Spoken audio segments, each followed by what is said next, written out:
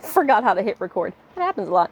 Hello, I am back. Oh, I forgot to mention in one of the previous videos that one of the things that I like to do is talk in accents. I mean, absolutely no disrespect to anyone anywhere. It's just a thing I do. I'm starting to think that it's just kind of a vocal stim. As well as, I think, a way for me to get away with not worrying about what my tone of voice is supposed to sound like. I don't know, I like to talk in accents. It is fun. So if you hear me doing that, I'm not trying to make fun of anybody. It's just a thing that I do. And I will probably fight you if you try to tell me that I'm making fun of people, because I'm not. It's just the way my brain works. And I try really hard not to do it around other people because I don't want them to think that I'm making fun of them. Although it's really hard because if I get around somebody that has a different accent, I will mimic it. And I don't mean to, it just happens. My brain likes the way it sounds. My brain likes the way the words sound when they come out of my mouth like that, and it's fun. Anyhow, so, speaking of that, this video is on stimming. So I had somebody ask me to do a video about what the heck are stim toys. And I'm going to try to split this into two videos. Talk about self-stimming, what is stimming in general first. Mainly so that maybe I can make a video that's under 12 minutes long. Okay, so stimming is blah, blah, blah, blah. Weehoo. That happens a lot. That's the error noise that my brain makes when I fail to word right. So stimming, otherwise known as self-soothing, stimulating behavior. Whatever. Anyhow, it's basically a way for autistic people, people with sensory processing disorders, sometimes ADHD people, and even occasionally neurotypical people will stim. It's basically a way to kind of regulate the sensory input that you're getting. Oftentimes ADHD people fidget, and you might have heard of fidget toys. Fidget toys and stim toys are kind of the same thing. So for instance, one thing that's pretty common are fidget cubes. And essentially for my ADHD brain, fidgeting is a way to give my brain something to focus on so that I can focus on the task that I'm doing. It's weird, and apparently neurotypicals don't understand that. I don't know, how does your brain just focus on things? I don't understand this. So for instance, if I'm, say, listening to a lecture or something, I cannot focus unless I have something to do with my hands. I could not focus on sermons. I am Christian, by the way. Please don't hate on me for that. Please don't make assumptions about me for that. But I am Christian. It's not something that I'm going to hide. However, I'm also not going to, like, judge you or push you away if you're not a Christian. So, yeah.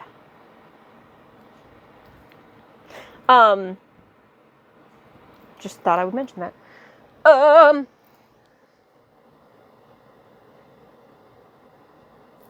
Sorry, my brain just, like, derailed, as it does. What I'm trying to say is that I believe in God and Jesus. But I also believe in love and not yelling at people, because if I yell at people, then I cry and it makes me sad. So anyhow, my whole point is, please don't run away from me because I'm a Christian, because I promise I'm not going to, like, beat you over the head. But just if it comes up, it's a thing about me that you should know. Okay, moving on. Stop panicking. Righty. Where the heck was I? How do I do?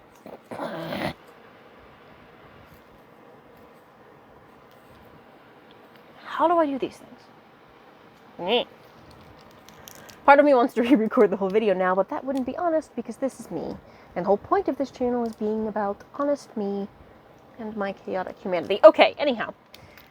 Fidget toys, fidgeting. Fidgeting is a way to kind of help give our brains input that I kind of think of it as, for the ADHD side of me, that my brain has too much energy and I need to kind of get rid of some of that energy, because if I don't get rid of it, I'm just kind of numing past everybody else. And fidgeting, fidgeting for my ADHD side is a way to kind of divert some of that energy so that I can go the speed of everybody else, slow down, and focus on something. It's also a way sometimes for anxiety or with my ADHD to kind of help with the executive dysfunction, which is when your brain cannot figure out how to put tasks in the proper order. It's a very horrible description of that, but that's another video. So sometimes it's also a way for me just to get my brain to stop thinking about everything. If I give my brain something to think about, whether it's a fidget toy or music is a big one for me, it helps my brain to calm down, and then I can focus on what I need to do. Now, for autism, it tends to be more a way of self-regulating the input that we're getting. So autistic people, or at least for me, again, I'm really talking a lot from my own experience, we process the world in a very different way. Sensory input to us is magnified, or if you have sensory processing disorders.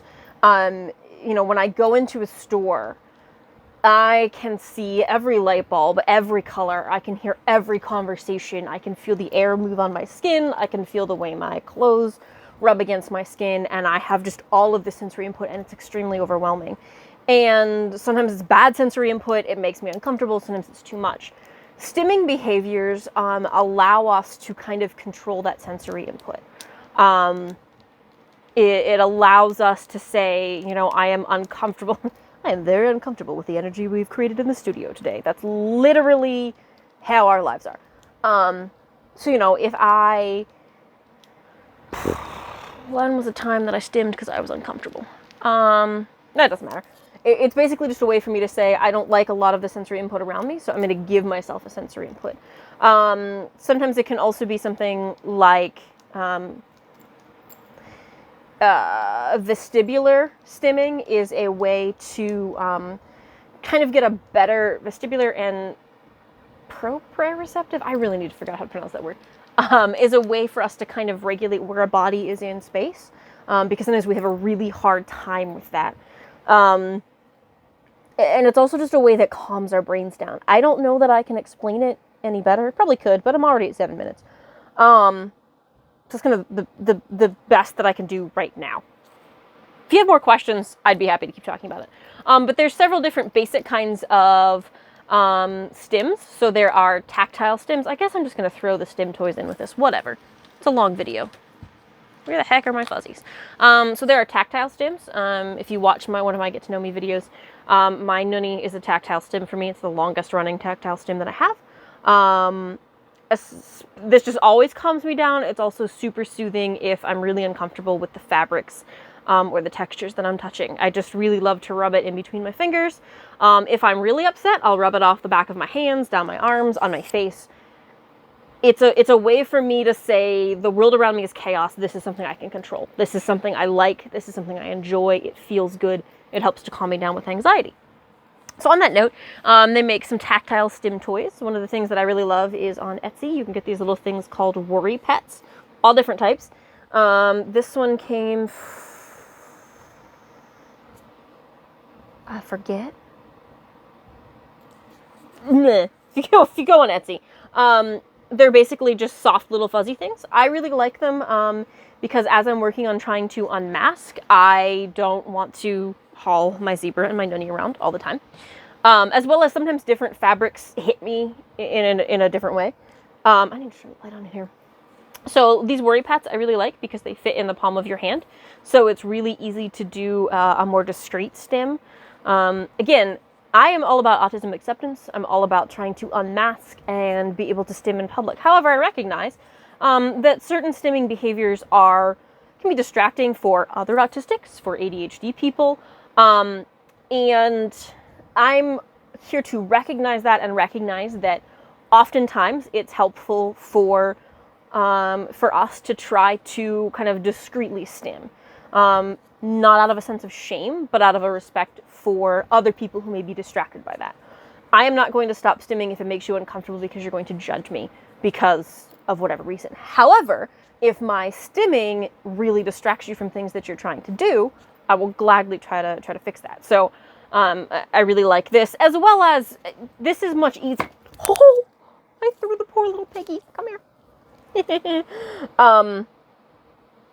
Also, they're just so freaking cute. I have a problem with stuffed animals. I literally ordered one of these, discovered that I loved it, and then ordered 5 more. They also make them with scents, although I will warn you that if you're super sensitive to scents, you might want to be careful, because they can be super strong. I ordered one. Woohoo! Hey! Huh! It's really strong. I will not do that again. So that's kind of a tactile stim, as well as I've got a fuzzy blanket, fuzzy things like this. I will just sit here and rub my hands on. I always have. Tactile stims are the main way that I calm myself down. Also, they have little weighted pets. I love this guy. I don't know if you can hear me. But anyhow, tactile stims.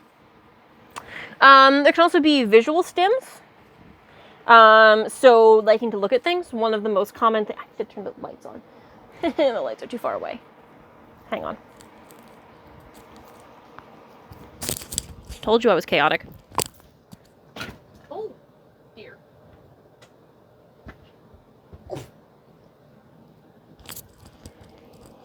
Excuse my behind. Okay, we can see now. So visual stims are often things like sensory or glitter bottles. Well, said glittery bottles. Same difference. These things can be extremely calming to watch. I have rediscovered my love for glitter bottles. I now have like so many of these, and I ordered more. It's a problem. It's not a problem, but it is. I found that these are super calming for me just to look at and to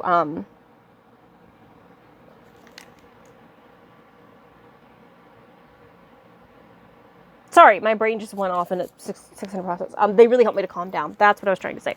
The DC Century shop on Etsy has these little light bulb stim ones, which are really cool.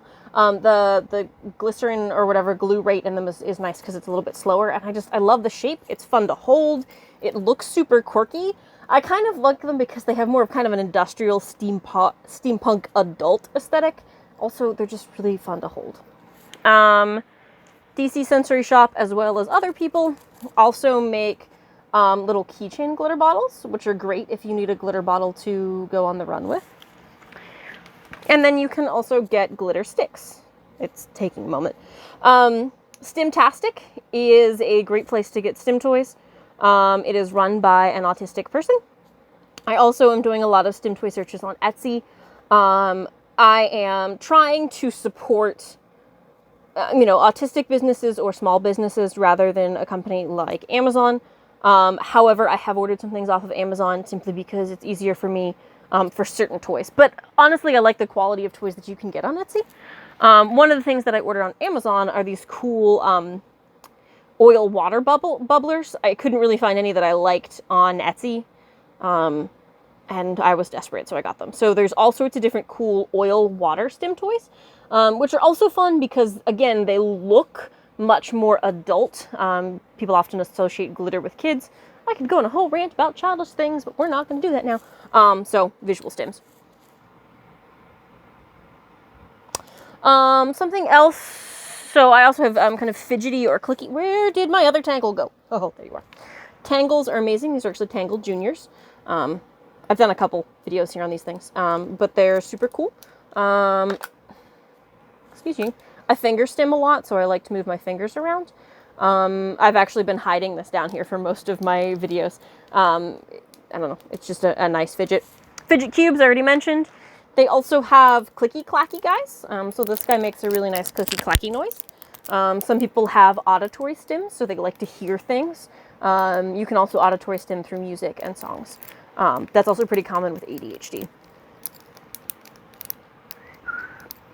I guess we'll do vocal stims. Oh, wait, hold on. No. Slime. Slime. I didn't know that you could get slime. I now have 3 and I have 6 more on the way. Slimes are amazing. A lot of slimes come with things in them. This has some rainbowy, glittery, holographic quantities to it. I love slime. It is both a tactile stim because of the way it feels. I love the way Slime is really cool on my skin. It's really refreshing. As well as it's just squishy and fun. So, slime, 20 out of 10, would recommend. I also got a bunch from DC Century Shop. There's all sorts of slime makers on Etsy. Like, scented slime, thematic slime. You can get all of the slime you want. I have bought so much slime.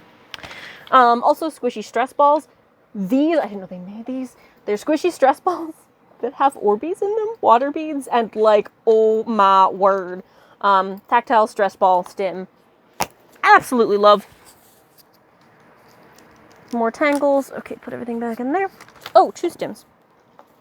A lot of autistic and or ADHD people also have chew stims. We like to chew things. I used to get in trouble when I was little because I chewed my Barbie's feet and hands and nobody knew why. And then I grew up to chew pens and pencils and literally like shirts, anything that was near me. And about 6 months ago, I realized that I have a chew stim. 10 out of 10, recommend chew stims. You can get them on Stimtastic or Etsy.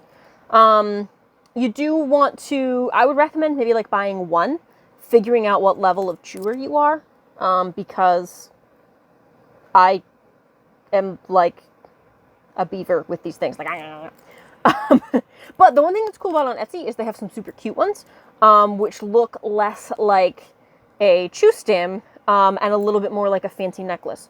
They're not as good for like hardcore gnawing, but there's something that I would feel relatively comfortable as a teacher wearing in a semi-professional setting, and you know, not to like chew on during a meeting, but like just to have in between classes and stuff. Anyhow, 10 out of 10, recommend chew stims. I often have to have a chew stim while I'm playing with slime because I really want to eat the slime because it just looks so fun. Other ones are vocal stims.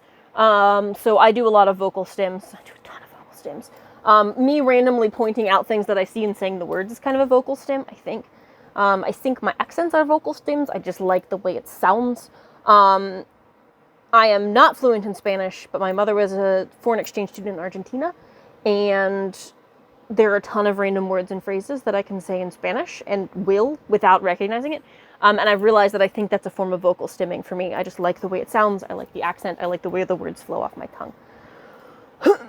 Ooh, another thing that I saw is somebody had American Sign Language as a stim, and I really want to learn American Sign Language because I've been obsessed with fingerspelling ever since I was little, and I will find that I will randomly fingerspell words, like my name, just random words. Like if I'm in the grocery store, I'll catch myself like thinking of a word that I see, like a jar, and I will just fingerspell it. I'm horrible at fingerspelling. But I will just, I like H's. H's are fun. So like happy. I'm really bad at P's and Q's.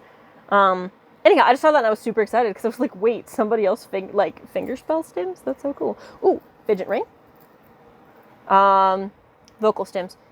So vocal stims are sometimes just phrases that you might say or repeat. I've realized that when I am happy, I often express this by making animal noises. Sheeps or cats. I will often meow in affection. I haven't done it a ton because I really only do it with my two best friends. I'm masking too much to meow right now. Hold on. Let me see if I can do a sheep. Bleh. Bleh. It's just a happy noise that I like to make. And then there are vestibular, or I kind of call them more body stims. So movements such as happy flapping.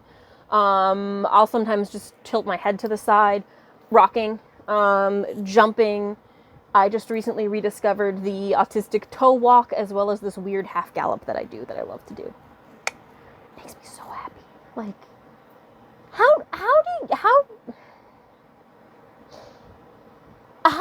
neurotypical people just like walk? It's so boring. Like, the happy gallop is so much more fun. How do you walk? Like, now, there can also be self-injurious stimming. So hitting oneself on the head or chest or body parts, digging one's nails into one's skin, picking at skin and so forth. Picking at skin or chewing fingernails is a pretty common one, but oftentimes self-injurious stimming can be extremely injurious. I just like that word today. Okay. To an autistic person. I've noticed I have a weird scalp scratching thing that I really need to stop doing. It's picked up recently and I need to keep stimming. Where the heck is my tangle? There you are. Oh, I have a whistle stim as well. That's my whistle stim. Olfactory stims, so smelling things. I love to smell things. A couple things about stimming. Stimming tends to be seen as childish, annoying, or immature. This drives me up the wall. I recently rediscovered rocking, and am just like extremely frustrated that some society essentially removed this calming. This is so calming to me. I was really upset last night. I don't even remember why. I think somebody yelled and it freaked me out. And I just rocked back and forth for about 20 minutes and then I felt better. And I've never managed to clear that level of emotional upsettedness ever. So obviously there are reasons to learn about stimming. There are reasons to show autistic people options for stimming. One of the main reasons I think we should allow options for stimming is just because different stimming behaviors mean different things and meet different needs. Particularly if you're trying to get someone to stop a self-injurious stim, help them to find a stim that better expresses that. Another pro tip that I would have if you know somebody with autism, if you have autism, is to start to learn what the stims mean. I am starting to learn this about myself. I have different stims that mean different things. I think I have another video on that I'll upload. Somebody asked me about stims. Because I have now gone on for 21 minutes. Oh my gosh, I'm so sorry, guys. I don't mean to make these videos this long. I just get distracted.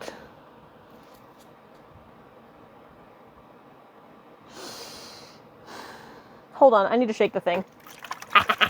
I have also discovered that I will shake anything that you give me to my hands. Like, I will do this with it. It is problematic because I have to remind myself not to shake scissors, shiminy crickets, or empty pill bottles. Oh, I cannot believe that this is now a 22-minute long video. I'm so sorry.